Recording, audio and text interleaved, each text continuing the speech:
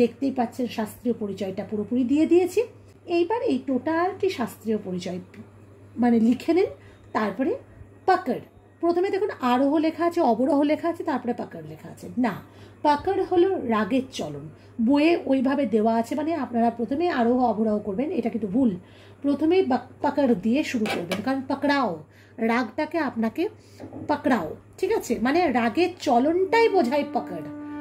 যেহেতু দেখুন এটা 3 লেখা আছে নিচে, কি লেখা আছে 3, তার মানে কি ধা ধিন ধিন ধা, ধা ধিন ধিন ধা, না 3 3 না।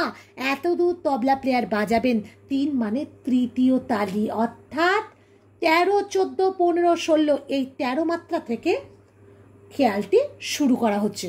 মানে গা মা পা সা, নি নে পা পা, মানে নি নিতে সোমটা পড়লো, নে নে পা পা, তার নিচে দেখুন একটা ঢেড়া আছে, তাই নয় কি? এইবার আমি যদি করি গা মা পা সা নি পা পা, হবে না। যে মাপটা সরগমের উপরে করবেন সেই মাপের উপরে কিন্তু গীতটা আসে।